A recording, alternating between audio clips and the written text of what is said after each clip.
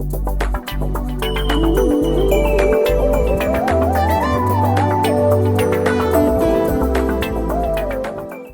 pagi anak.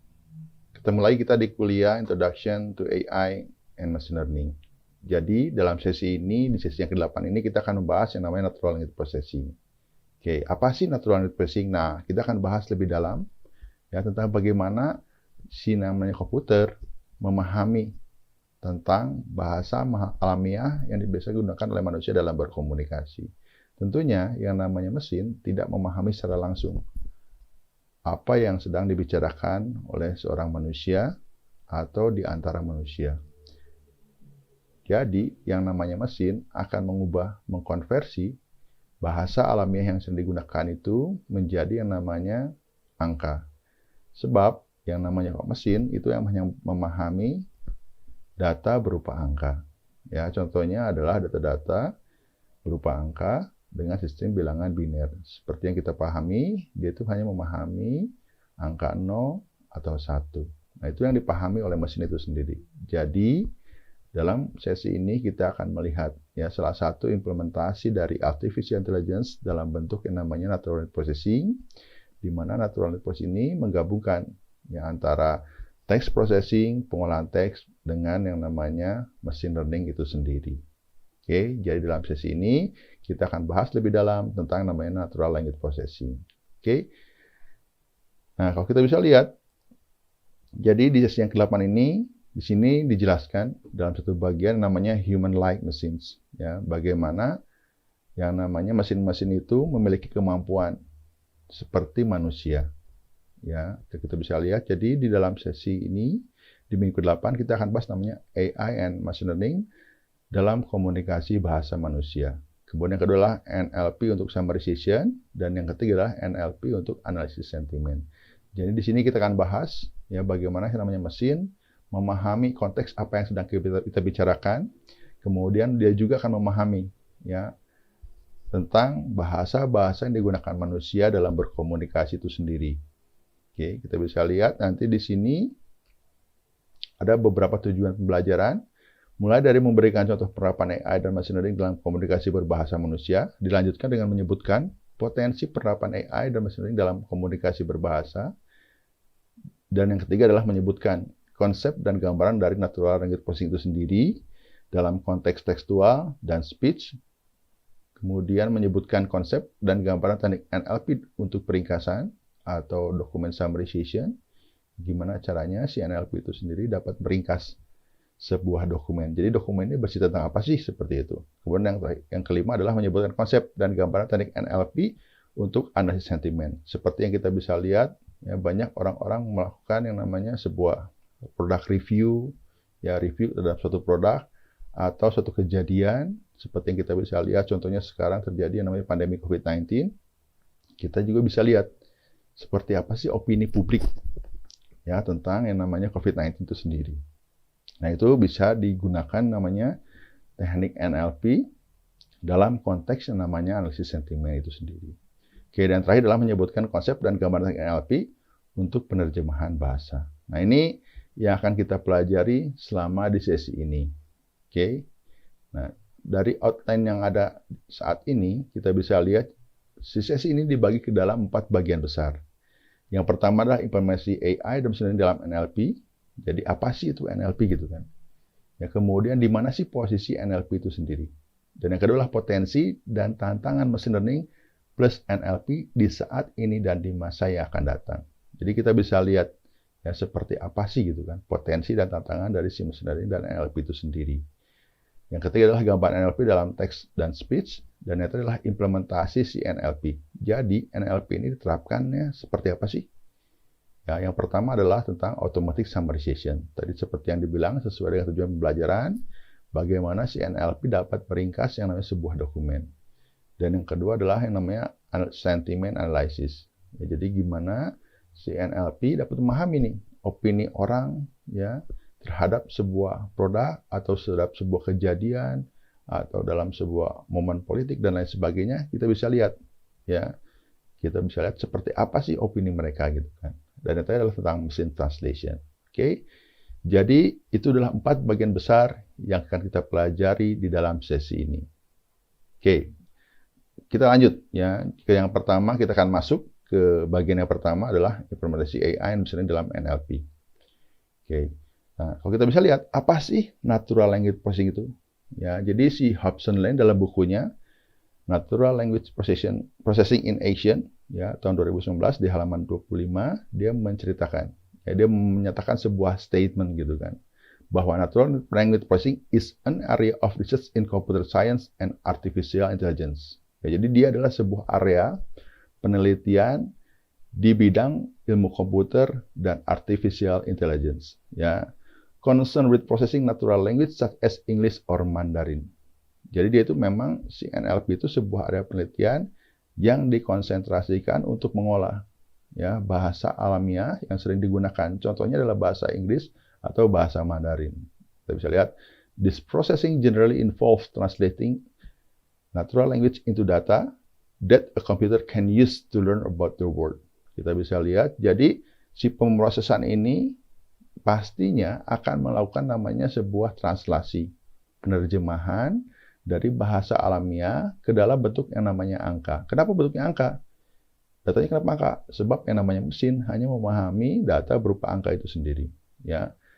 And this understanding of the world is sometimes used to generate natural language text that reflect that understanding. Jadi, yang namanya nanti natural language itu akan menjadi 2 bagian utama. Itulah natural language generation ya, dan natural language understanding. Tapi untuk melakukan namanya generation, kita yang pelakukan adalah harus memahami dulu nih, apa sih yang dibicarakan oleh orang, apa sih yang dimaksud dengan orang, dengan cara dia menyampaikan ya komunikasi dalam bentuk namanya bahasa alami itu sendiri atau natural language itu sendiri. Nah itu yang disampaikan oleh si Hobson Lane tentang pemahaman dari natural language processing itu sendiri. Oke, nah kalau kita bisa lihat di gambar berikut ini, jadi di gambar yang biru ya kita bisa lihat itu ada sebuah lingkaran besar. Nah, lingkaran besar adalah artificial intelligence. Oke, kalau kita bisa lihat, kan juga mungkin sudah dijelaskan sebelumnya bahwa machine learning adalah bagian dari artificial intelligence. Deep learning adalah bagian dari si machine learning. Nah, NLP dalam gambar ini, NLP diwakili oleh gambar berwarna merah seperti ini. Oke, jadi NLP adalah bagian dari artificial intelligence. Nah, di dalam NLP ternyata dia juga berhubungan dengan namanya machine learning dan deep learning. Artinya ada area-area yang overlap. Ya, jadi nanti NLP akan memanfaatkan ya teknik-teknik yang ada di machine learning maupun teknik-teknik yang ada di deep learning. Oke. Akan tetapi machine learning dan NLP adalah sama-sama bagian dari artificial intelligence. Oke, dari gambar ini jadi kita tahu kan posisinya di mana sih si NLP itu gitu kan. Ya, jadi kita bisa lihat, oh NLP adalah bagian dari artificial intelligence. Berarti NLP adalah artificial intelligence. Tetapi NLP ya kan nggak sama dengan machine learning. Meskipun ada area yang overlap dengan yang namanya machine learning maupun dengan deep learning itu sendiri. Nah, di sini kita bisa lihat ya contoh sebuah yang namanya implementasi. Menggabungkan antara natural language processing dan machine learning. Jadi ada sebuah produk ya namanya translator dengan nama ILI. Si produk ini membantu bagaimana si wisatawan yang datang ke negara Jepang yang tidak memiliki kemampuan berbahasa Jepang ya dibantu dengan alat ini sehingga mereka si wisatawan ini dapat melakukan interaksi ya dengan orang-orang yang ada di sana. Oke, kita akan lihat sebuah videonya. Oke, kita akan lihat pertama tentang si ILI Translator. Konnichiwa! We are here in Harajuku, Tokyo. We are hungry. We don't know what to eat. So we're going to use ILI and ask Japanese locals what their favorite food is. And you're going to come along for the ride. Which is your favorite Japanese dish?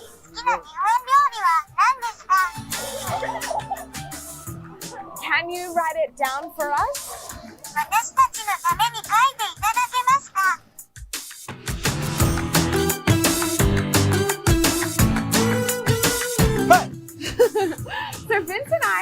spend the day going around Tokyo asking the locals without Illy what they are having for dinner. And we got heaps of options, but we've actually narrowed it down to 3 specific ones. It's sashimi, ramen, and tempura. Yum! Now we've just got to figure out where are we going to go.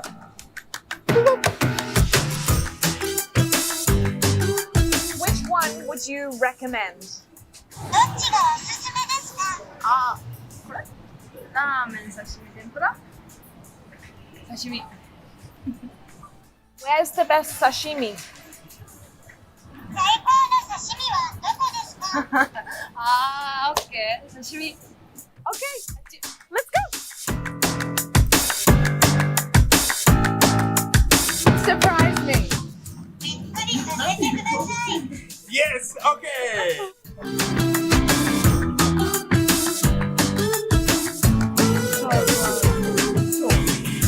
Thank you, this is delicious. 美味しいです。ありがとう。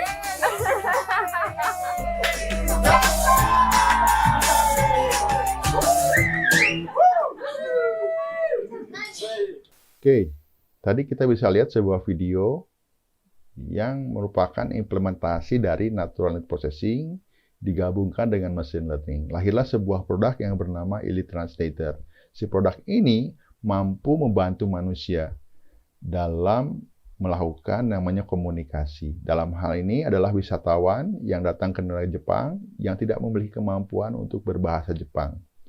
Ya, si produk ini membantu melakukan namanya penerjemahan.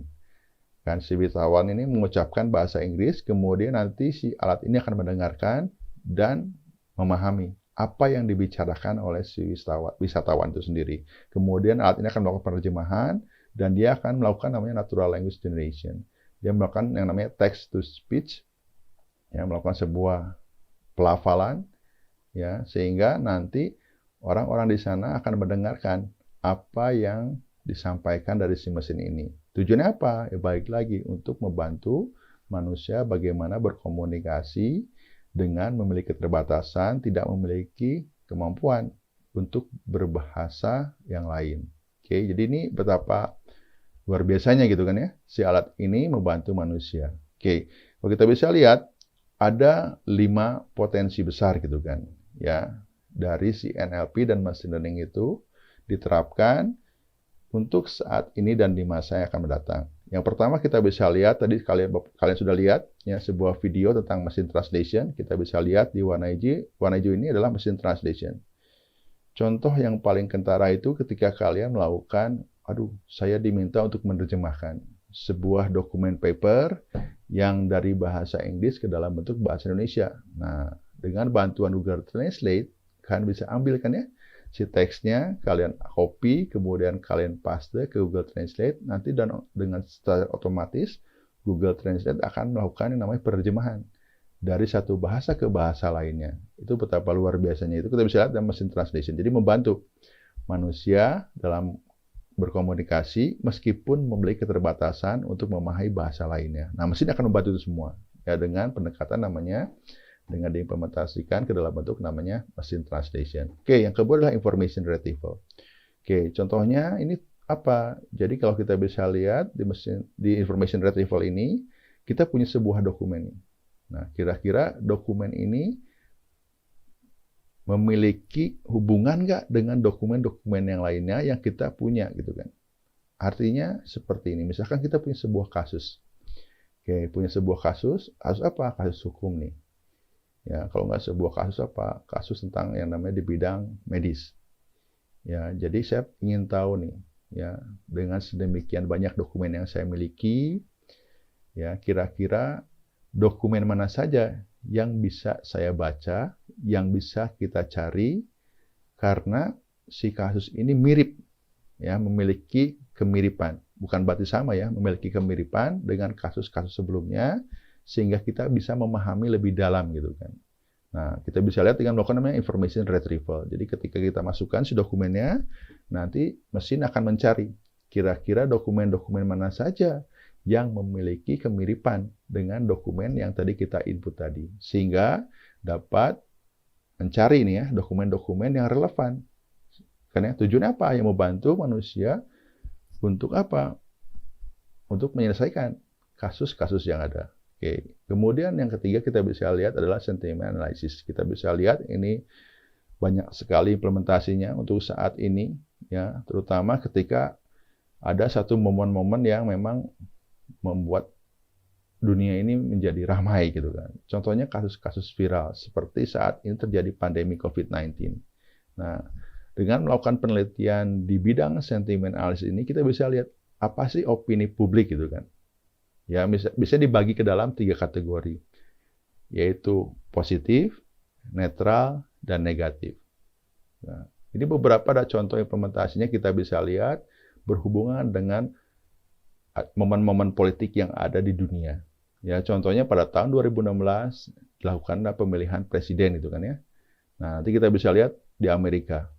Nah, tahun depan juga ternyata ada pemilu juga di Amerika tahun 2020 ya. Ternyata ini luar biasa. Jadi mampu mengimplementasikan si NLP dan machine learning dalam bidang sentiment analysis. Gunanya apa? Memahami opini publik. Setelah tahu opini publik seperti apa, kita bisa bertindak dalam hal ini adalah mengambil keputusan gitu kan. Ya, membantu mengambil keputusan yang lebih baik gitu kan ya dengan pendekatan nama sentiment analysis. Kemudian yang ketiga adalah information extraction. Oke. Jadi di area ini kita melakukan ekstraksi informasi. Jadi kita bisa lihat ada banyak sekali dokumen di dunia ini. Baik itu dokumen teks, ya kita bisa lihat berupa dokumen teks. Nah, kita ekstrak kira-kira apa sih yang dimaksud dengan dokumen ini gitu kan. Kan kalau tadi di information retrieval kita cari dokumen-dokumen yang memiliki tingkat kemiripan tertentu. Kalau di information extraction, kita mengekstrak, kita mengambil informasi apa sih yang ditulis oleh dokumen ini gitu. Ya, disamarisasi, ya diringkas gitu kan. Tujuannya apa? Ya kalau kita nggak punya kemampuan untuk baca dokumen yang sangat banyak gitu kan. Udah aja dengan mesin, mereka mampu gitu kan ya, melakukan pembacaan dokumen yang sangat banyak dan beringkas.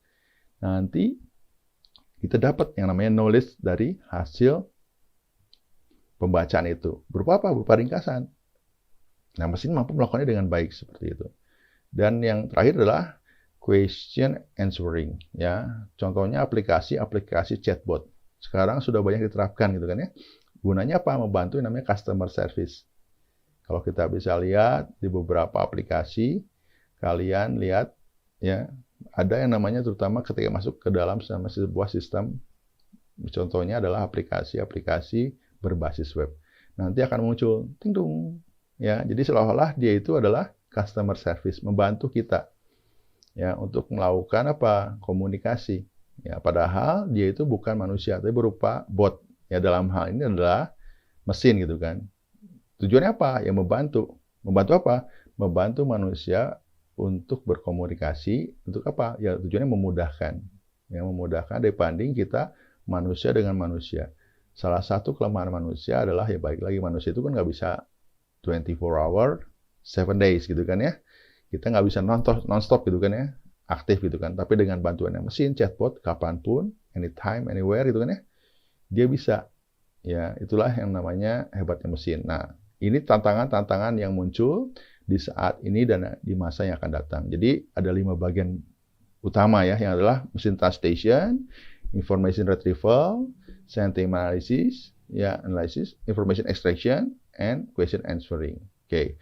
Nah, tantangan yang muncul, nah ini potensinya kita. Tantangan yang muncul adalah natural language understanding. Ya, tadi di 5 bagian tadi ternyata ada bagian namanya natural language understanding. Ini saya punya sebuah slide ya betapa hebatnya pencipta kita gitu kan ya, menciptakan namanya manusia dengan tingkat pemahaman yang luar biasa gitu kan.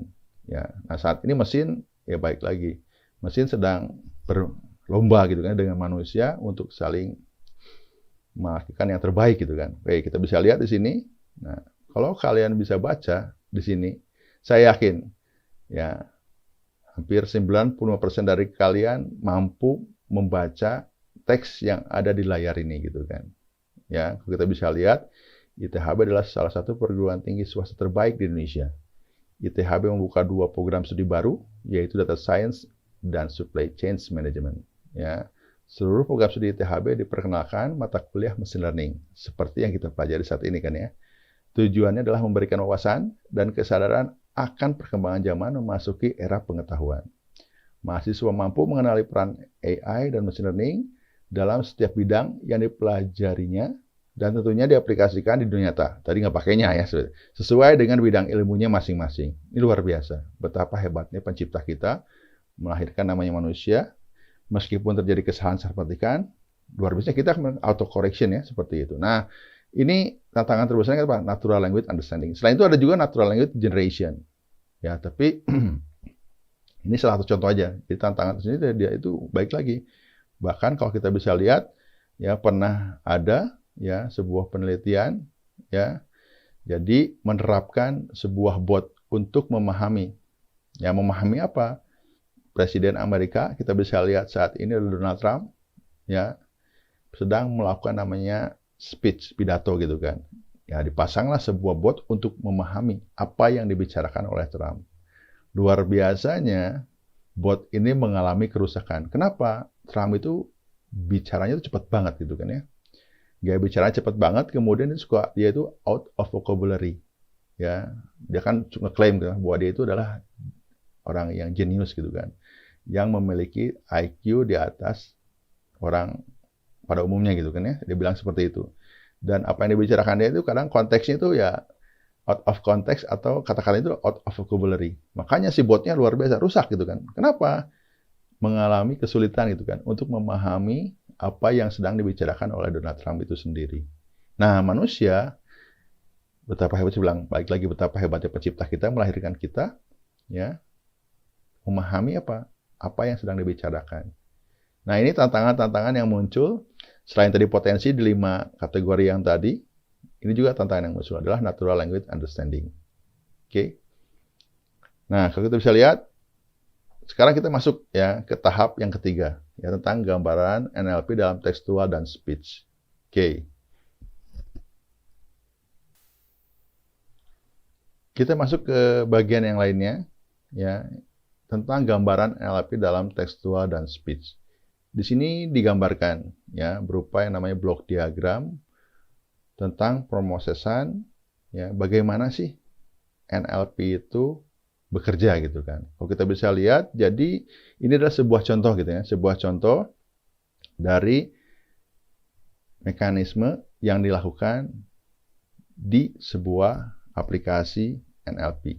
Ya, yang pertama adalah ada tahap namanya pre-processing. Tahap pre-processing ini digambarkan dengan kotak-kotak berwarna biru. Ya, nah kalau kita bisa lihat, jadi pertama dokumennya berupa teks gitu kan, atau berupa speech kan, speech to text. Jadi bagaimana speech itu dikonversi ke dalam bentuk teks. Oke, kita bisa lihat ada sebuah teks, kemudian masuk ke tahap pre-processing. Jadi yang berwarna biru ini ya, dia itu disegmentasi kalimatnya. Artinya misalkan ada sebuah teks, itu kan berarti isinya beberapa paragraf. Nah, si paragraf-paragraf ini disegmentasi, dibagi ke dalam yang namanya sebuah kalimat demi kalimat. Nah, kemudian masuk ke tahap tokenization. Ya, tokenization artinya terjadilah yang namanya pemotongan-pemotongan menjadi sebuah token. Token dalam NLP bisa berupa kata. Ya, jadi tadi kalimat, tadi teksnya panjang, berupa paragraf, dipecah menjadi kalimat, nanti dipecah lagi menjadi kata, kemudian namanya part of speech tagging. Jadi kita bisa lihat, jadi kita dalam sebuah yang namanya token-token itu pasti memiliki identitas. Dalam hal ini bisa berupa kata sifat, kata benda gitu kan ya, kata sambung dan lain sebagainya. Nanti diberikan namanya part of speech tagging. Kemudian lanjutnya dengan namanya pembuangan stop word. Oke, jadi ada kata-kata yang memang sering diucapkan tapi tidak memiliki makna. Ya, contohnya dan, oke, saya bilang gitu seperti itu ya. Jadi ada kata-kata memang sering diucapkan tapi tidak memiliki makna. Akhirnya dibuanglah seperti itu. Kenapa? Baik lagi. Ini untuk apa? Untuk melakukan memahami apa sih yang sedang dibicarakan oleh orang itu sendiri. Kemudian ada yang namanya NER, ya, NER gitu kan ya, Name Entity Recognition. Ya, jadi kita melakukan pengenalan ya dari kata-kata yang ada di situ. Biasanya berupa kata-kata benda. Ya, misalkan entitasnya itu berupa apa ya tadi dibilang name entity recognition. Kemudian setelah tahap pre-processing masuk ke tahap yang namanya ekstraksi fitur. Jadi kita ekstrak nih fitur. Fitur itu jadi sesuatu yang khas gitu kan ya. Jadi ciri-ciri khas dari si kata-kata itu sendiri, ya, atau si teks itu sendiri, atau si term itu sendiri, atau si paragraf itu sendiri. Jadi yang namanya fitur adalah ciri, ya. Misalkan saya mengenali orang dari mana? Dari cirinya pasti kan. Ya, nah si ciri itu berupa fitur. Ya, contohnya kalau lihat dari gimana saya caranya mengenali wajah seseorang? Dilihat dari cirinya. Misalkan apa? Dari bentuk hidungnya, dari matanya, dari mulutnya. Itu contohnya fitur itu seperti itu. Ya, jadi kalau dalam hal ini adalah berupa teks. Nah, ciri-cirinya apa sih? Nah, misalkan apa? Ya, nanti kita bisa lihat, oh iya, frekuensi kemunculan kata itu, misalkan seperti itu, dan lain sebagainya. Nah, baru setelah itu masuk ke namanya aplikasi NLP. Seperti yang kita bahas sebelumnya, jadi ada di awal-awal gitu kan ya, jadi ada 5 potensi, apa saja, misalkan machine translation, kemudian yang kedua adalah information retrieval, yang ketiga sentiment analysis, yang keempat adalah information extraction, dan yang terakhir adalah question and answering, ya, berupa chatbot. Nah, ini baru masuk ke sana. Berarti ada yang namanya tahap pre-processing. Oke, kita bisa lihat di sini, misalkan saya punya sebuah paragraf di sini. Ya kan, bisa lihat di layar, ini sebuah paragraf. Bali adalah sebuah pulau indah di Indonesia. Selain dataran utama, Pulau Dewata terdiri dari pulau-pulau kecil, di antaranya Pulau Nusa Lembongan, Ceningan, Nusa Penida, dan Menjangan. Ini sekilasnya kita bisa lihat. Nah, tadi dibilang segmentasi kalimat. Apa? Melakukan pemotongan-pemotongan. Ya, dalam hal ini disegmentasilah si paragraf tadi ke dalam kalimat demi kalimat. Apa sih yang menjadi acuannya? Punctuation, tanda baca. Di sini kita bisa lihat, dari titik. Ketika ketemu titik, udah dipilahlah. Dalam artian lakukan segmentasi, dipotonglah. Oke, masukkan ke dalam sebuah list, ya, sebuah daftar, nanti potong lagi ternyata lewat tanda baca seperti itu sendiri. Ini namanya segmentasi kalimat. Oke, yang kedua adalah tokenization. Kita pecah. Si kalimat-kalimat tadi, Bali adalah sebuah pulau indah di Indonesia. Kita pecah. Menjadi apa? Menjadi token. Token itu bisa kita bisa satu kata. Atau nanti kita bisa lihat namanya adalah unigram. Uni itu satu kan. Ini satu kata gitu kan. Bali adalah sebuah pulau Indonesia. Pecah. Bali adalah sebuah pulau indah-indah di Indonesia. Titik dipisahin sama dia nanti. Atau ada juga nanti titiknya nempel ke Indonesia. Tergantung nanti seperti apa. Nah, di sini kita bisa lihat, kita pecah aja. Ya, kita pecah aja menjadi token-token unigram seperti itu. Oke. Kemudian dilanjutkan ya dengan part of speech tagging. Oke, kita bisa lihat, Bali itu apa sih? Oke, kita bisa lihat. Oke, dengan sebuah model prediksi part of speech, kita bisa deteksi, Bali itu adalah sebuah nama benda. Ya, dikategorikan sebagai nama benda. Ya, model prediksi pada awal dilatih dengan memberikan jutaan data latih. Baik lagi, jadi dia itu belajar dari mana? Tulisan sedemikian banyak, ya, dengan sebuah model prediksi, baik itu pendekatan statistik atau pendekatan deep learning, dia baca sedemikian banyak yang namanya dokumen yang berisi jutaan kata. Tentunya kalau kita pakai bahasa Indonesia, ya pakai bahasa Indonesia, korpusnya bahasa Indonesia. Dan setiap kata itu di-tagging untuk memberikan sebuah perilaku. Jadi belajar dia. Nanti diprediksi, Bali itu sebuah apa? Nama benda ternyata. Oke. Cerah. Cerah itu nanti dikategorikan sebagai bukan nama benda, apa? Kata sifat nih. Sifat nih, kan adjektif gitu kan, seperti itu. Dan lain sebagainya. Nanti kita bisa lakukan apa? Tagging. Pelabelan. Tujuannya apa? Membantu nanti pada saat pengimplementasian ke aplikasi si NLP itu sendiri. Oke, kemudian tadi yang pertama apa? Segmentasi kalimat, yang kedua tokenization, yang ketiga adalah part of speech tagging, dan yang keempat adalah pembuangan stop word. Ada apa? Stop word adalah kata umum, common word ya, yang muncul dalam jumlah yang besar dan dianggap tidak memiliki makna. Jadi dia muncul dalam jumlah yang besar tapi nggak punya makna. Kemudian ketika melakukan pendekatan statistik pada teks, kata-kata ini merupakan noise. Oke, noise loh. Kenapa? Karena sering muncul. Karena mereka muncul jauh lebih sering dibandingkan dengan kata-kata lainnya. Oke, misalkan contohnya dalam bahasa Indonesia adalah yang berwarna kuning ini. Bali kan, oke. Ini ada adalah. Oh, ini kata yang sering muncul di dokumen tapi nggak punya makna nih, sebuah. Di kata depan. Ya, jadi kita lakukan pembuangan. Jadi si kata-kata ini dihilangkan. Kenapa? Dia dapat berubah menjadi noise. Ya, seperti itu. Oke, kita bisa lihat. Nah, kemudian masuk ke tahap yang kedua adalah name entity recognition. Oke, kita kenali nih. Tadi kan dibilang melakukan part of speech tagging. Oke, oh indah itu kata sifat. Kata itu, pulau itu kata benda. Bali itu kata benda. Indonesia itu kata benda. Oke, nanti dicek name entity recognition. Oke, Bali dan Indonesia adalah sebuah kata benda dikenali sebagai entitas geografis. Oh, Bali dan Indonesia adalah sebuah entitas. Apa? Oh, menunjukkan apa? Geografis, seperti itu. Tapi kita bisa lihat NER itu nggak sesederhana ini. Secara detail mereka menggunakan konteks. Jadi kita lihat nih, Bali ini dalam sebuah kalimat konteksnya seperti apa. Indonesia dalam sebuah kalimat konteks seperti apa. Jadi pelajari sedemikian rupa dengan pendekatan model statistik, ya, atau tadi saya bilang dengan deep learning, dapat menebak jenis kata benda, mana yang diwakilinya, seperti itu. Oke, nah baru setelah itu masuk ke fase yang namanya ekstraksi fitur. Kita bisa lihat, ada namanya istilah bag of word. Ya, kantung yang isinya kata-kata. Sama, kita bisa lihat di sini ada sebuah paragraf, nanti masuk ke tahap processing yang tadi, dipecah-pecah menjadi token-token. Ya, misalkan tokennya unigram dengan satu kata. Nah, nanti kita cek, masuklah dia ke dalam sebuah bag of word representation. Jadi, kita lakukan namanya apa? Rekap. Oke, jadi ada kata it. Oh, it. Ada 6 kali lo muncul di paragraf tersebut. I. Ada 5 kali gitu kan. Muncul di paragraf tersebut. Jadi, dia melakukan apa? Ekstraksi fitur. Ya, jadi kita cek dari si paragraf ini, kita rekap sedemikian rupa, diubah menjadi dalam bentuk angka kan. Ya, oke, kita bisa lihat dipecah processing yang tadi, setelah itu nanti kita ambil. Oh, ada it 6, I 5, D 4, tu 3. Ya, nanti kita bisa lihat, kita buang juga namanya kan ada yang namanya stop word removal. Ini contoh aja biar kalian pahami, back of word. Kemudian ada juga tadi yang back of word. Jadi kita ambil ya si kata-kata itu, kita masukkan ke dalam sebuah kantong.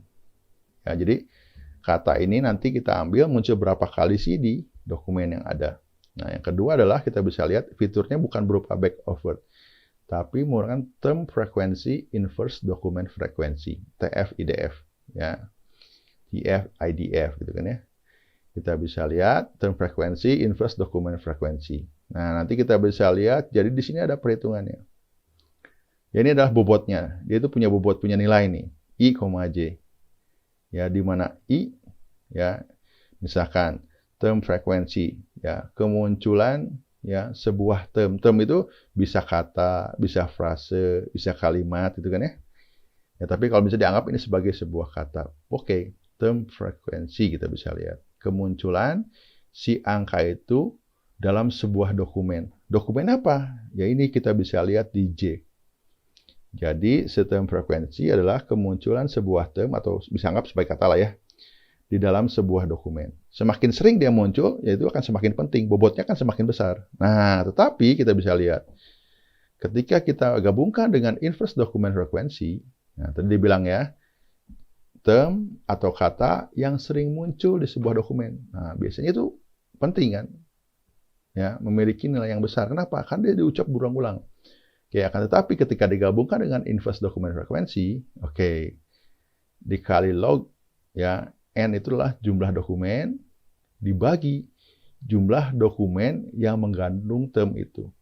Artinya, semakin sering si kata itu disebutkan di semua dokumen, bobotnya akan semakin kecil. Kenapa? Ya kan semua orang udah tahu, berarti nggak penting gitu. Misalkan ada sebuah dokumen, ya isinya ternyata dia itu yang paling sering muncul itu adalah COVID-19. Oke, tapi COVID-19 muncul di semua dokumen yang ada. Artinya, orang sudah tahu belum bentuk COVID-19? Pasti. Jadi nggak terlalu penting nih COVID-19. Kenapa? Orang udah tahu semua. Ngerti ya? Ini term frekuensi, inverse document frekuensi. Tujuannya apa? Tadi saya bilang information extraction. Jadi tadi ada 5 kategori kan. Kategori keempat kita bisa lihat yang warnanya abu-abu itu adalah information extraction. Tugasnya apa? Ya kita akan melakukan peringkasan. Kalau namanya peringkasan, dia diambil yang penting aja, intisarinya. Ya tapi kalau dia sering muncul di semua dokumen, ya itu bukan intisari, kan udah tahu semua.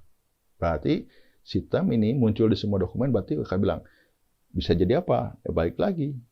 Ya, bisa berupa jadi noise. Iya, karena apa? Orang udah tahu semua. Kenapa? Di semua dokumen ada dia. COVID-19 orang udah tahu semua. Oh iya, kayaknya yang kita baca dari dokumen ini meskipun COVID-19 dibahas, kayaknya bukan COVID-19 ini. Kenapa? Kan orang udah tahu semua COVID-19 itu seperti apa. Oke. Yang pertama ya, back of word. Yang kedua adalah term frequency, inverse document frequency. Nah, yang ketiga adalah word to fact. Nah, ini yang paling sering digunakan dalam penelitian yang ada saat ini dan di masa yang akan datang. Ini akan terus berkembang gitu kan. Kita bicara word to fact. Adalah sebuah teknik merepresentasikan kata dalam konteks dengan algoritma neural network. Ya, jadi dengan menggunakan sebuah pendekatan algoritma neural network, mungkin Anda pelajari di sesi sebelumnya, neural network digunakan untuk menghitung kemiripan secara kontekstual dan semantik. Kontekstual itu ada sebuah kata, ya, dia itu diterapkan di mana gitu kan. Itu secara konteks. Sebab kalau beda konteks nanti bisa berubah maknanya. Nah, makanya ada kontekstual dan semantik. Semantik itu makna. Fitur yang dihasilkan berupa sebuah vektor multidimensi. Nah, ini banyak digunakan di aplikasi-aplikasi mesin translation. Ya, tadi kita bisa lihat di awal tentang namanya Illy Translator, ini bisa juga diterapkan seperti itu. Nah, word to fact ini, word to vector itu ya, word to vector. Jadi diubah dari kata menjadi vektor gitu. Vektornya multidimensi, dihasilkan berupa sebuah vektor multidimensi. Word to fact memiliki 2 buah arsitektur. Yang pertama adalah skipgram, yang kedua adalah continuous back of word. Nah, ternyata ya balik lagi ya, ternyata ada hasil dari pengembangan back of word itu sendiri. Yang pertama adalah skipgram, yang kedua adalah continuous back of word. Oke, kalau kita bisa lihat yang skipgram, kita bisa lihat inputnya 1. Ya, ini kan neural network, makanya ada input layer, hidden layer, sama output layer. Oke, tadi kita bisa lihat inputnya 1. Ya, keluarannya nanti kita bisa lihat, jadi multi class. Nanti dia akan mirip kemana nih? Ya, misalkan di sini kita bisa lihat, ya, oke, ini ada sebuah kata, ya, seperti apa misalkan, oke, O1, O2, O3, O4, nanti dia akan mirip kemana nih? Lihat konteksnya seperti itu. Ini yang skipgram. Kalau yang continuous back of word, kebalikannya. Ya, jadi ada sebuah konteks, kira-kira selanjutnya apa nih? Ya, tadi kan saya punya sebuah kata. Nah, kira-kira dia ada di konteks mana nih? Ya. Oke, dia bisa berhubungan paling kemana nih, paling dekat, paling mirip gitu ke si output. Kalau ini beda. Ada sebuah input layernya memiliki beberapa, nanti outputnya berupa 1. Oh, ini apa? Oh, ternyata revenge. Ya, the best, ya kan ya, is massive gitu kan. Apa? Oh, itu adalah revenge seperti itu. Nah, ini arsitektur yang berbeda seperti itu. Ini word to vector seperti itu. Oke. Nah, sekarang kita masuk tadi bahas ya tentang si gambaran NLP. Nah, sekarang kita bisa lihat, kita bahas yang namanya gambaran NLP tentang ekstraksi itu seperti apa sih gitu kan, untuk kalian lebih paham. Oke, misalkan saya punya 3 buah statement.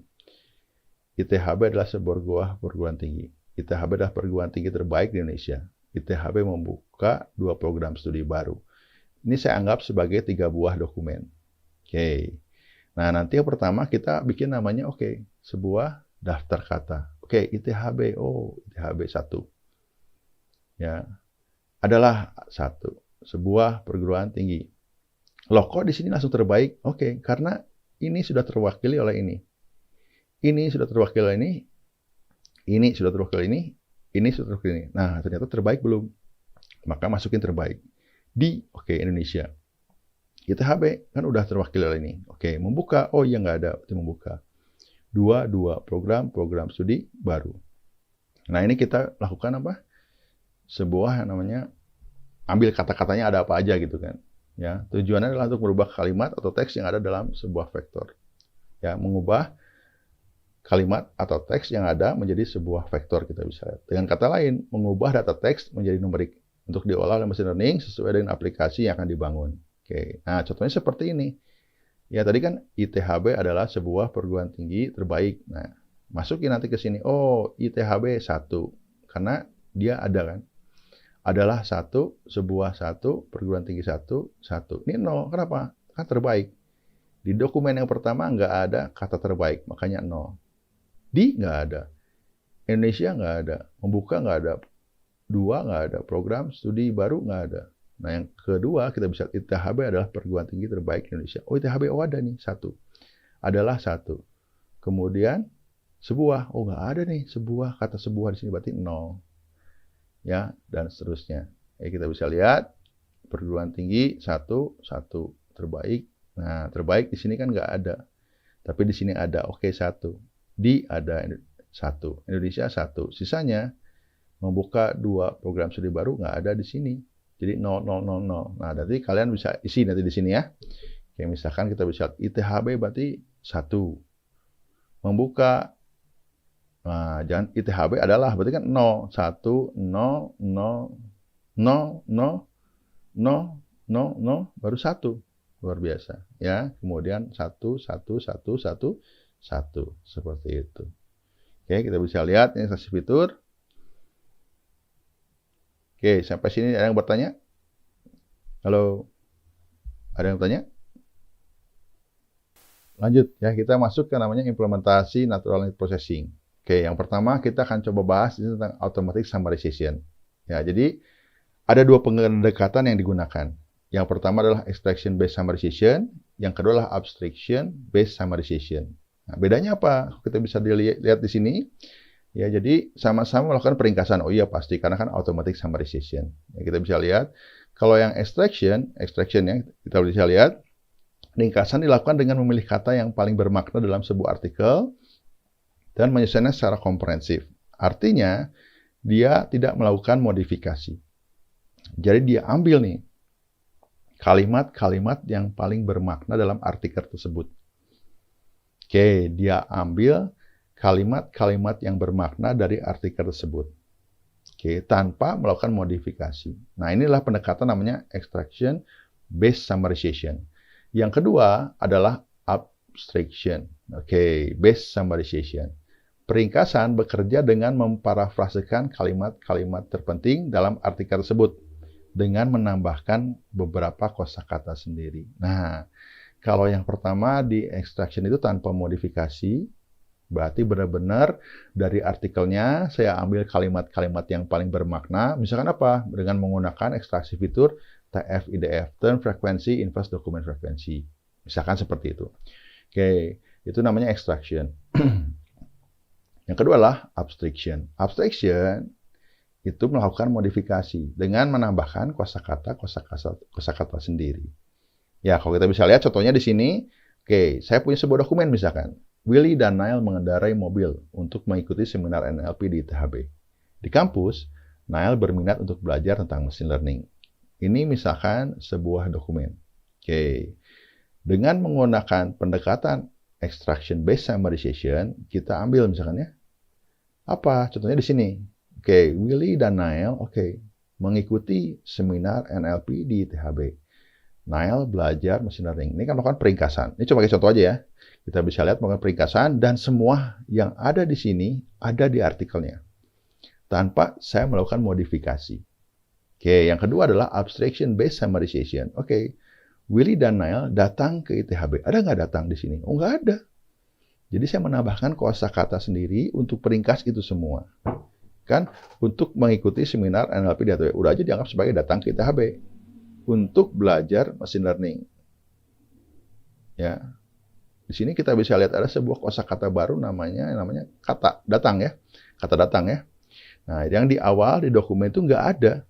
Ya, jadi kita bisa lihat abstraction itu dengan memodifikasi kalimat yang ada dan menambahkan kosakata sendiri. Kalau extraction enggak, diambillah kalimat-kalimat yang paling bermakna di dalam artikelnya tersebut. Oke, itu sebagai satu implementasi dari si automatic summarization. Nah, contohnya ya kalian bisa masuk ke namanya resumer.com. Ya, jadi kalau misalkan kalian diberikan tugas nih sama dosen, siapa suruh meringkas dokumen. Nah, kan bisa ringkas di sini. Ini sebagai contoh kita bisa lihat ini adalah sebuah abstrak dari sebuah paper, ya. Saya masukkan ya si abstrak ini menjadi sebuah input. Nah, kemudian diringkas. Si resumer dapat mampu meringkas ya pakai bahasa Indonesia, kita bisa lihat. Ya, teks dikurangi menjadi 45%. Berarti ada efisiensi sebesar 55%. Ya, dan kalau kita bisa lihat, saya sempat baca ternyata si ringkasannya ini luar biasa. Ya, termasuk baiklah gitu kan ya. Kenapa? Karena abstraknya udah bagus. Hati-hati, kadang ada abstraknya kalau yang parah gitu ya. Kalau tulisan-tulisan yang nggak jelas, ketika kita ringkas malah jadi masalah, bisa juga seperti itu. Tapi kalau kita bisa lihat di sini, ini ada sebuah abstrak di jurnal ITHB. Kemudian saya ringkas dengan bantuan resumer.com, dapatlah ini. Dan kalau kita baca ya merepresentasikan dari si abstrak itu sendiri. Ya, jadi ini salah satu contoh automatic summarization. Nanti kan bisa coba ya, oke, ke resumer.com ya, kalian masukin baik itu paper dalam bahasa Inggris atau pakai bahasa lainnya. Ya, saya udah coba pakai bahasa Inggris dan bahasa Indonesia dan saya kira resumer udah bagus seperti itu ya. Oke, seperti itu. Berarti dia udah punya korpusnya gitu kan ya. Seperti itu. Nah, tantangannya itu. Jadi untungnya penelitian di bidang NLP itu apa? Kita pakai bahasa Indonesia. Berarti apa? Ya, yang ngerti ya orang Indonesia itu sendiri seperti itu. Oke. Nah, contohnya kita bisa lihat peringkasan dokumen itu diterapkan di mana? Yang pertama itu di media monitoring. Kita bisa lihat. Ya, sekarang banyak sekali media-media ya yang mempublish artikel-artikel, berita-berita ya yang kadang ya judulnya kan bombastis, ternyata setelah dibaca ya ternyata nggak seperti itu gitu kan ya. Nah, dengan bantuan mesin kita bisa lihat namanya media monitoring. Ya, apakah yang disampaikan oleh si perusahaan media ini sesuai nggak gitu kan? Tujuannya apa? Baik lagi kan banyak orang-orang yang menebar kebencian atau hoax seperti itu. Atau medical case yang kita bisa lihat, ya kita bisa lihat terjadi medical case. Kemudian kita ringkas, maksudnya apa sih ini gitu kan ya. Kemudian search marketing and SEO gitu kan ya, search engine optimization. Ya, tujuannya apa tadi saya bilang, gimana caranya kita melakukan peringkasan. Ya, oke kan namanya marketing kita harus tahu nih orang apa sih yang dibicarakan gitu kan ya. Kemudian internal document workflow. Jadi kalau kita bisa lihat di sebuah perusahaan banyak dokumen-dokumen yang perlu diringkas. Kemudian financial research ya di bidang apa? Di bidang keuangan, ya orang-orang accounting ya. Orang-orang keuangan, gimana caranya memahami gitu kan ya, sebuah laporan keuangan gitu kan. Karena baik lagi, ya akan sangat banyak sekali laporan keuangannya, gimana caranya kita memahami isinya apa sih sebenarnya gitu, seperti itu gitu kan ya. Kemudian adalah legal contract analysis, ini di bidang hukum gitu kan ya. Kita bisa lihat, ya ada sebuah dokumen, ya berupa legal contract analysis, sebuah dokumen kontrak misalkan. Kita bisa lihat diringkas apa sih yang dimaksud oleh dokumen itu sendiri. Nah, ini beberapa contoh implementasi NLP di automatic summarization. Oke. Nah, ini cara kerjanya kita bisa lihat. Jadi, pendekatannya bukan unsupervised, bukan supervised learning, tapi menggunakan pendekatan namanya reinforcement learning. Ya, dengan memberikan reward. Ya, nanti kalau kita bisa lihat, saya punya sebuah dokumen, misalkan kita bisa lihat dari dokumen 1 sampai ke dokumen 4, ini sebuah dokumen ya, nanti diobservasi, diekstraksilah oleh sebuah algoritmanya, ya, oleh algoritmanya, kemudian nanti dapat hasilnya gitu kan ya. Nah, nanti ada yang namanya ground truth. Ya, jadi ground truth itu dari dokumen ini setelah diringkas oleh ahli misalkan seperti ya, oh seperti itu nanti kita bisa lihat. Nah, si abstraknya makin lama dia makin pintar. Kenapa dikasih reward? Ya, makin tinggi rewardnya makin mirip dia kan dengan yang ada di ground truth itu sendiri. Nah, ini dengan pendekatan namanya reinforcement learning. Oke, seperti itu.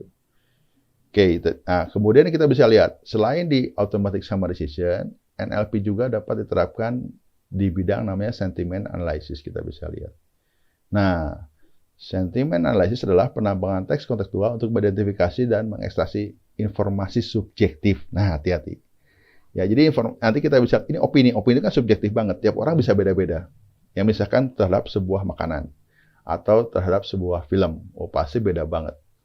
Ya, bahkan film seperti Avengers ya, di Endgame gitu kan ya. Oke. Ada teman saya dia senang banget si Avengers ini. Tapi karena Iron Man-nya mati, dia bilang film terakhir itu nggak rame. Ya, dia memberikan sentimen yang negatif karena dia itu tipe orang yang suka film happy ending. Ya. Nah, tapi kan kalau kita lihat secara skenarionya, ya ceritanya itu kan kita kayak naik roller coaster ya.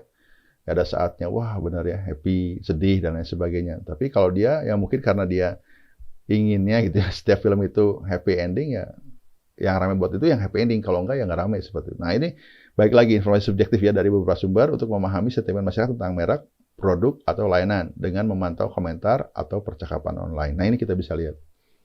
Ya contohnya kalau misalkan ada review-review terhadap produk, kalau nggak tempat wisata, kuliner dan lain sebagainya. Nah biasanya cara yang paling mudah dikasih bintang kan. Ya, itu kalau kalian belajar di sesi sebelumnya dengan recommender system ya. Jadi dikasih bintang ya, ada yang namanya collaborative filtering gitu kan ya, melihat behavior si orangnya seperti apa. Nah, di sini lebih memahami dari apa yang ditulis oleh seorangnya. Nah, informasinya apa? Informasi subjektif. Apa itu? Opini. Nah, opini bisa dibagi 3, kita bisa ada negatif, netral, dan positif. Oke, kita bisa lihat. Ini ada sebuah ibaratnya contoh kasus ya di dunia nyata, kita bisa lihat ya, pasti di dunia nyata seperti itu. Pada saat pemilihan presiden Amerika di tahun 2016. Ya, jadi ada lembaga-lembaga survei kan ya, memprediksi siapa sih yang akan menang. Nah, dari lembaga survei yang ada, ternyata dari semua lembaga survei, hampir semua memenangkan Hillary Clinton kan. Ya, tetapi ketika kita bisa lihat dengan si implementasi NLP di bidang sentiment analysis itu ternyata kita bisa lihat ya, analysis of social media did a better job at predicting Trump win than the polls. Nah, luar biasa. Ya, jadi ketika dilakukan penelitian ya tentang sentiment analysis di sosial media, ternyata Trump yang bakal menang nih. Sedangkan di lembaga-lembaga survei yang menang adalah Hillary Clinton.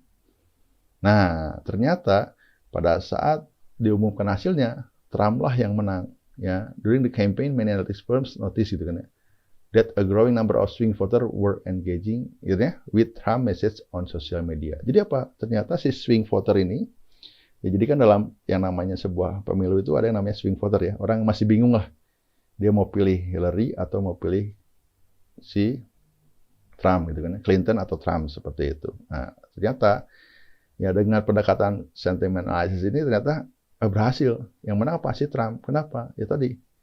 Ya dengan satu teknik-teknik yang mungkin kalau kita bisa lihat sekarang ada yang namanya istilah buzzer ya, buzzer bayaran seperti itu ya. Ya mungkin that's it untuk membangun sebuah sentiment analysis gitu kan. Sebelumnya pasti dilakukan apa? Ya penelitian. Ya memahami apa? Opini publik tentang sebuah produk, sebuah merek, sebuah layanan, bahkan di bidang politik ini luar biasa. Ya kita bisa lihat seperti itu.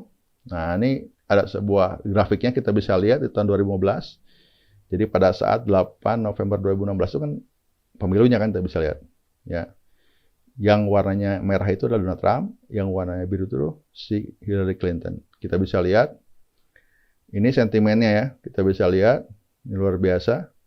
Ini sentimen positif, ya. Dan luar biasa di sini Trump ini sentimen positifnya tinggi gitu kan ya, dibandingkan dengan Hillary Clinton, luar biasa. Ini bisa lihat ya. Dan lembaga survei balik lagi memenangkan Hillary Clinton semua. Nah, tapi di sosial media kita bisa lihat sentimen positifnya ternyata Trump lebih outperform ya. Maksudnya melebihi gitu ya, melebihi dari si Hillary Clinton yang kita bisa lihat. Sampai di saat pemilu ini swing voter luar biasa. Dia naik secara eksponensial gitu. Gitu kan ya. Yang warnanya merah. Kita bisa lihat. Oke. Nah, yang negatifnya juga ternyata Trump juga juara. Ya. Trump itu luar biasa ya. Positifnya juara, ternyata negatifnya juga juara gitu kan. Kita bisa. Jadi apa? Ya karena mungkin orang sering baca, sering lihat di sosial media apa? Message-message ya, postingan-postingan tentang Trump, ternyata ya akhirnya orang yang tadinya swing voter ya bingung karena mikir Trump, mungkin seperti itu ya, luar biasa. Jadi yang menang Trump, kita bisa lihat ya. Kita bisa lihat, tapi di akhir-akhir kita bisa lihat ternyata Trump sama Hillary Clinton ya saling bertabrakan ya. Jadi ke arah yang sama seperti itu. Ya, tapi kalau yang positif luar biasa kita bisa lihat. Nah, ini contoh dari implementasi NLP dan machine learning di sentiment analysis kita bisa lihat. Nah, tadi cerita tentang si Trump itu ya, tentang sentiment analysis kita bisa lihat. Nah, di sini implementasinya seperti apa sih? si sentiment analysis itu? Yang pertama adalah penentuan segmen pelanggan berdasarkan opini. Ya, jadi kita bisa tahu nih, kita melakukan segmentasi pelanggan. Ya, tujuannya apa? Biar nanti kita punya strategi pemasarannya, strategi penjualannya sesuai dengan segmen pelanggannya gitu kan. Nah, makanya dilahirkan apa? Oh, berdasarkan opini nih. Dan luar biasa ternyata kondisi geografis juga, ya, kultur sebuah negara itu sangat mempengaruhi loh, ya, dari opini terhadap sebuah produk. Ya, bahkan sebelumnya saya sudah coba juga tentang apa sentiment analysis. Sekarang kan zamannya daring gitu kan ya, menggunakan ya fasilitas daring. Ya, contohnya pakai aplikasi Zoom, Google Meet dan lain sebagainya. Ya, kita bisa lihat ternyata di negara-negara, padahal negara Eropa loh ya, itu Italia sama UK, Inggris itu beda kulturnya. Ada yang dia lebih prefer pakai Zoom. Dia lebih prefer pakai Google Meet dan lain sebagainya. Jadi ternyata itu penting juga untuk kita menentukan segmen pelanggan berdasarkan opini. Sebab apa? Ya, opini itu luar biasa dampaknya. Contohnya kalau kalian lihat ya, dari apa yang viral saat ini ya tentang sebuah produk kuliner, odading mang oleh itu luar biasa kan? Ya, itu dampaknya itu mengerikan, kita bisa lihat ya, tentang penentuan segmen pelanggan berdasarkan opini. Nah, balik lagi. Jadi karena sebuah opini jadi viral, jadi dampaknya luar biasa. Kemudian perencanaan pengembangan produk. Ya, kita bisa lihat gimana ya kita akan mengembangkan sebuah produk. Nah, nanti kita bisa lakukan ya sentiment analysis. Nah, si produknya apa? Nah, di produk ini kan punya deskripsi, punya konten, punya target, punya kriteria. Nah, kira-kira kriteria yang seperti apa sih yang diinginkan oleh banyak orang? Nah, lewat yang namanya sebuah review, itu luar biasa. Nanti kita bisa lihat. Ya. Nah, nggak selalu kita tuh belajar dari positif dong, dan negatif juga sama. Justru yang negatif itu buat feedback buat kita, buat introspeksi dong ya. Jadi kita tahu juga nih, kita udah pernah ngeluarin produk, kira-kira gimana responnya gitu kan. Opini masyarakat seperti apa. Ini perencanaan pengembangan produk. Kemudian penentuan channel komunikasi yang paling efektif di sosial media. Ya, penentuan channel komunikasi yang paling efektif di media sosial. Ya, di sosial media kita bisa lihat. Nah, kira-kira oke, kalau di Twitter ini seperti apa sih? Ya, dampaknya opini masyarakat. Oh, ini positif loh tentang produk kita. Oh ya, udah aja Twitter digenjot terus. Kenapa? Biar nanti semua orang makin terpengaruh gitu kan ya oleh itu semua. Oke Pak, kalau di sini di Instagram kayaknya kita komentar negatif nih. Kalau negatif, kita harus counter nih, gimana caranya merancang sebuah strategi. Ya tadi kalau udah tahu kalau Twitter itu positif, ya kejar di sana gitu kan. Kemudian peningkatan prioritas layanan konsumen atau produk. Ya tadi seperti yang saya bilang, ya jadi ada respon-respon opini-opini negatif itu buat feedback buat kita Pak, introspeksi, melakukan perbaikan-perbaikan baik itu peningkatan maupun prioritas layanan konsumen atau produk. Oke. Nah, tadi kita bilang yang pertama tentang apa? Automatic summarization. Ya, ada si resumer nih. Ini sentiment analysis kita bisa lihat salah satu contohnya adalah pemilihan presiden Amerika pada tahun 2016. Itu berdampaknya gitu kan. Nah, saya nggak tahu nih tahun 2020. Nah, selama ini sih seperti itu. Bahkan ketika Barack Obama juga kan, ya itu di Twitter kan. Ya ternyata sangat berpengaruh ya. Yang namanya si opini publik ini gitu kan. Makanya kita perlu apa? Kita analisis nih. Ya gimana caranya biar tahu nih seperti apa sih opini publik tentang sebuah produk, sebuah merek atau sebuah layanan. Oke. Nah, ini cara kerjanya kita bisa lihat di sentiment analysis. Kita sebagai contoh aja. Ya misalkan yang warnanya biru itu sentimennya sentimen positif. Yang warnanya kuning itu adalah sentimen netral. Oke. Saya coba ekstrak. Oke, di dalamnya ada kata ITHB. Oke, saya pakai ITHB sebagai contoh aja nih ya. Contoh untuk melakukan apa? Ekstraksi. Oke, kita bisa lihat dengan pendekatan namanya support vector machine. Ya, klasifikasi. Labeling kan? Kenapa labeling? Supervised learning. Ingat di labeling ya, supervised learning. Oke. Di labeling apa? Tadi kan positif, netral, negatif. Nah, udah saya labelin, kalau komentarnya ini positif. Oh, berarti saya belajar dari si komentar itu positif gitu kan. Paham ya? Oke, misalkan seperti itu, saya menggunakan ya sebuah algoritma support vector machine. Ya, karena pendekatannya adalah classification, supervised learning dengan melakukan labeling. Oke, kita bisa lihat di sini. Jadi si algoritma ini melakukan apa? Pemisahan hyperplane. Ya, pemisahan satu bidang dengan bidang lainnya. Ini anggap aja sebuah tweet dengan fitur-fiturnya. Ini beberapa tweet dengan fitur-fiturnya, ini beberapa tweet dengan fitur-fiturnya. Dibangunlah sebuah garis pemisah. Oke, itulah mekanisme dari si support vector mesin itu sendiri. Oke, namanya support vector ya. Jadi ini tweet-tweet yang ada di daerah pemisah itu sendiri. Ya, kita bisa lihat cara kerjanya seperti ini. Tadi kan ada 1, 2, 4, dan 5. Kita bisa lihat. Dapat dari mana Pak? Kita lihat. ITHB mantap. Wah, ini positif nih. Kemudian saya bangga dengan ITHB. Di ITHB saya belajar tentang karakter dan ilmu. ITHB selalu mendukung perkembangan mahasiswa. Tetap percaya ITHB, Viva ITHB. Kan 1, 2, 3, 4, 5. Itu positif. 1 sama 5 positif. 2 sama 4 itu netral. Oke. Ya. 1 sama 5 positif, 2 sama 4 netral. Oke. Sekarang kita akan coba nih melakukan pemisahan. Oke, ini garis yang pertama, nggak bisa misah. Ini biru sama kuning masih nyatu. Oke, dipisah pakai ini, nggak bisa juga. Ini nggak bisa juga. Nah, akhirnya mentok. Ternyata dalam kasus ini, si SVM classification tidak bisa menggunakan fungsi linear. Makanya diperlukan namanya kernel trick. Nah, ya trik kernel dengan memasukkan fungsi polinomial. Dalam hal ini adalah fungsi kuadrat ya. Kan fungsi kuadrat adalah fungsi polinomial juga.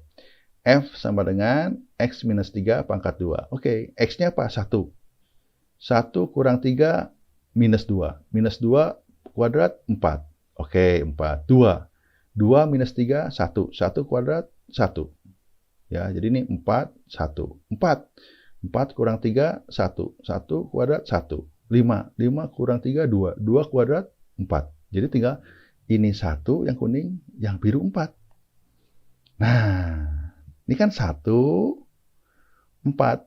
Nah, dinaikkanlah dimensinya. Tadinya kan cuma 1 dimensi ya. 1, 2, 4, 5. Ini kan cuma dimensinya ini kan. Jumlah katanya. Dinaikkanlah dimensinya menjadi 2 dimensi.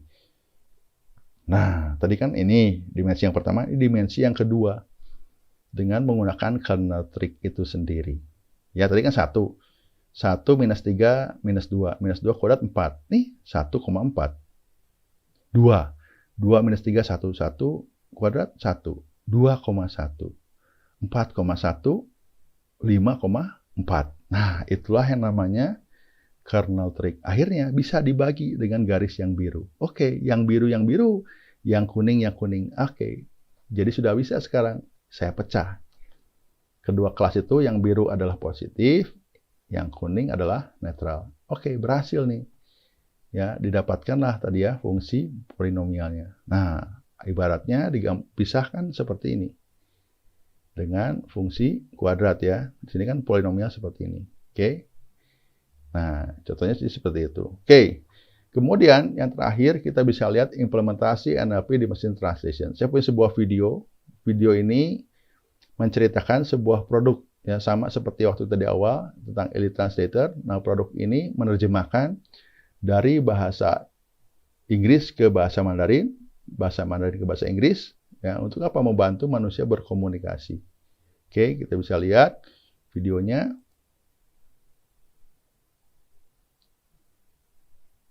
如果深圳是晴天，我觉得你们会非常非常喜欢深圳这座城市，非常有活力。 I went out and visited some parts of the city last night and yesterday, and I thought it was a very interesting place to work.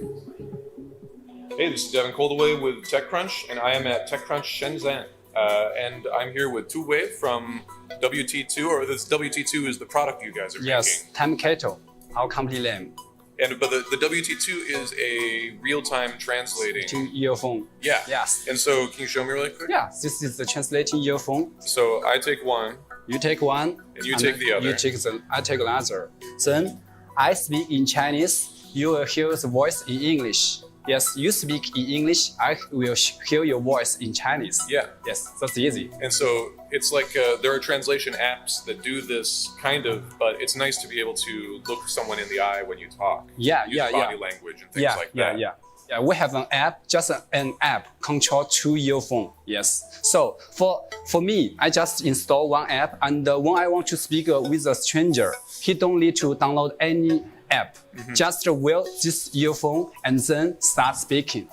Yes, it's very easy. Yeah. And we got to try it out, and it actually works quite well. There's still some wrinkles to work out with the optimization and the latency, but it really works, and Yes, it's nice. yes, Like we yes. can communicate well. I speak no Chinese at all, and your English is very good. No, But, no, no. but it helps. It helps to communicate if you need to say something in Chinese. It's very helpful. I think that this is going to be a great success. Yeah, when you go abroad, when you travel abroad, you also want to speak too much about with the local people, but actually you are not very familiar with the local language. With this one, with the WT2 real-time translate in your phone, so you can speak with the local people, learn the local culture, and also share your story to the local people. I think it will let us be more closer, you know.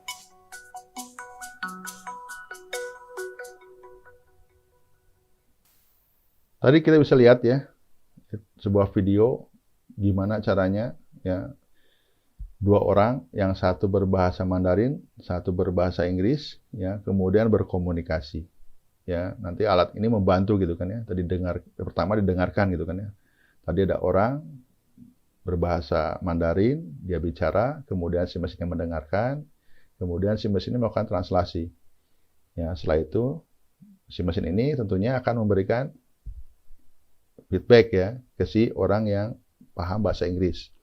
Ya, nanti pasti dia mendengarkan kan, pakai headset ya, mendengarkan apa yang disampaikan oleh si orang berbahasa Mandarin. Ya, meskipun tadi dibilang masih ada keterbatasan. Ya, tadi bilang ada latency ya. Jadi ada delay dikit lah gitu kan, seperti itu. Sehingga ada keterbatasan seperti. Tapi kalau kita bisa lihat dia cerita memang ya itu udah bagus banget itu. Cuman ya itu baik lagi latensinya itu real time gitu kan, secara real time itu jadi masalahnya di situnya gitu, seperti itu. Oke. Nah, ini salah satu penerapan dari si implementasi natural language processing dan machine learning dalam sebuah aplikasi, yaitulah machine translation. Oke, kita bisa lihat. Jadi machine translation pertama kali itu dibuat adalah si Systran. Ya, yang pertama di tahun 1973. Ya, jadi ini mengkolaborasikan proyeknya Apollo Amerika Serikat dengan Soyuz Rusia gitu kan. Ini proyek luar angkasa, kita bisa lihat ya. Jadi Systran pertama adalah si machine translation yang dibangun gitu kan ya, sebuah aplikasi machine translation yang dibangun di tahun 1973. Nah, kemudian ada juga Google Translate. Ya, ini yang pasti kalian sering gunakan juga ya. Ya, Google Translate, kemudian Microsoft Translate, Translation on Facebook, ada juga beberapa sumber terbuka, open source gitu kan ya. Open Neural Machine Translation ya. Nah, ini open source atau sumbernya terbuka seperti itu. Nah, ini beberapa implementasi si NLP yang sudah ada saat ini gitu kan. Yang paling sering digunakan ya pasti tentu saja kalian tahu ya, Google Translate seperti itu yang maksudnya sering digunakan oleh kalian. Oke, kita bisa lihat. Nah, jadi kita bisa lihat disinilah perkembangan yang ada gitu kan. Saat ini kenapa sih deep learning itu luar biasa gitu kan. Oke. Pada awal-awalnya Systran dibangun ya 1973 ya, itu proyek Apollo and Soyuz. Dia itu menggunakan pendekatan rule based. Jadi si mesin menerjemahkan dengan pendekatan rule based. Jadi ada aturan-aturannya gitu. Ya, jadi semua ikutin secara lexical and structural transfer. Jadi misalkan ada satu kata yang lainnya diterjemahkan, dibikin rules-nya seperti itu. Nah, kemudian berubah melakukan pendekatan statistikal. Ya, pendekatan statistical machine translation dimulai dari Google Translate sampai tahun 2016. Contohnya adalah teorema Bayes. Ya, teori tentang probabilitas, kemungkinan kan ya, menggunakan pendekatan statistik ya dari satu term ke term yang lainnya. Ya, sampai tahun 2016. Setelah 2016 ini luar biasa. Ya, implementasi si deep learning itu sendiri. Makanya saya bilang ini kuliah kita ini luar biasa ya tentang artificial intelligence and machine learning gitu kan.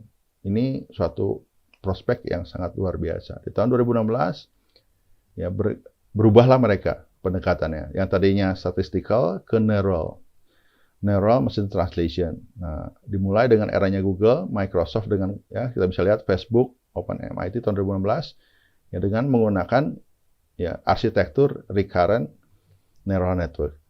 ya, sequence to sequence model. Nah, ini yang terjadi seperti itu. Dan bahkan mereka mengklaim saat ini untuk bahasa-bahasa tertentu itu melebihi kemampuan manusia. Ya, jadi word error rate-nya manusia itu sekitar kita bisa lihat 5%. Nah, mereka itu bisa lebih. Ya. Jadi 90% ke atas kita bisa lihat. Luar biasa ini translation-nya kita bisa lihat. Nah, ini cara kerja kita bisa lihat dari sequence to sequence model. Contohnya dengan arsitektur recurrent neural network. Jadi ada encoder, ada decoder. Oke, kita bisa lihat. Oke, di atas ada yang namanya bahasa Mandarin gitu kan ya. Ya, ini artinya adalah knowledge is power. Oke, kita bisa lihat di dalam encoder ini, kita bisa dalam bahasa Mandarin ini kita bisa lihat, oke, dia itu dipetakan. Misalkan ya, di sequence yang pertama dan kedua ini, kita sequence to sequence model ya, oke, dia masuk ke dalam yang namanya si knowledge. Jadi dua kanji ini kita bisa lihat direpresentasikan dengan si DO. Di mana DO itu adalah knowledge decoder. Ini encoder ya.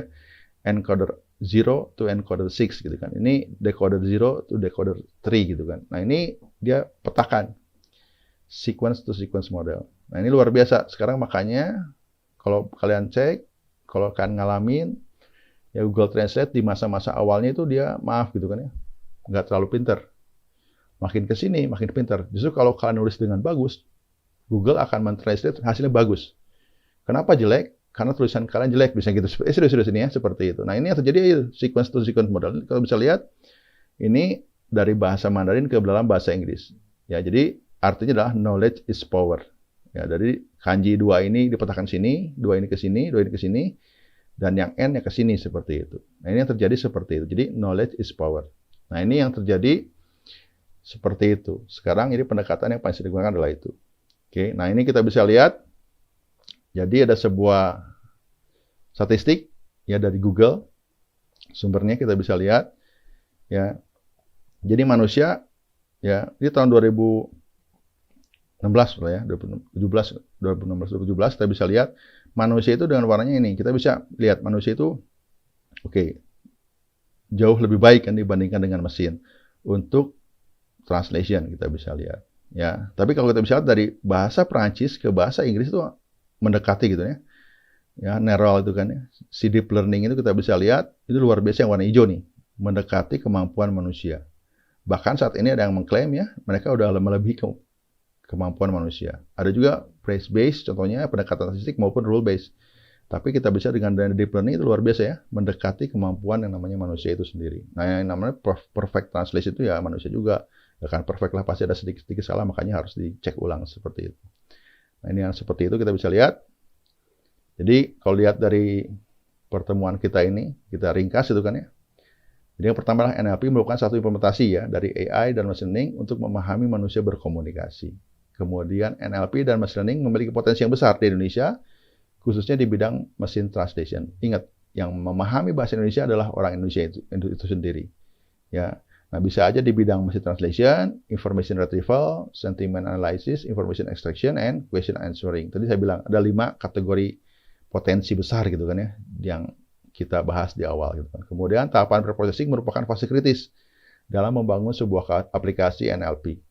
Ya, contohnya kalau kita membangun sebuah aplikasi tentang sentiment analysis di Twitter itu sangat bermakna karena orang nge-tweet itu ya isinya itu ya sakarepmu. Itu yang jadi tantangan tersendiri. Makanya ketika kita lihat penelitian-penelitian di Twitter itu akurasinya nggak 90% ya. Jarang seperti itu gitu kan. Seperti itu. Kemudian auto summarization mampu membantu manusia dalam mengekstraksi informasi dari artikel. Kita sudah jelaskan tadi ya. Sehingga memudahkan dalam berbagai pekerjaan. Seperti pengambilan keputusan.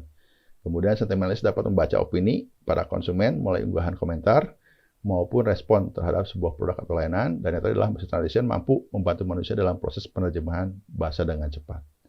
Oke, jadi ini penutup aja. Everything is easy once you know the answer. Jadi kalau kamu udah tahu jawabannya ya semua itu ya mudah seperti itu. Kalau belum ya belum mudah seperti itu. Ini sedikit aja dari Dave Magi. Terima kasih buat atensi kalian semua. Saya harapkan bisa belajar juga ya mendapatkan sesuatu dari sesi ini tentang natural language processing dan kalian juga bisa menemukan ide-ide kalian di masa yang akan datang. Oke, terima kasih. Sampai ketemu lagi. Tetap semangat ya. Makasih semuanya.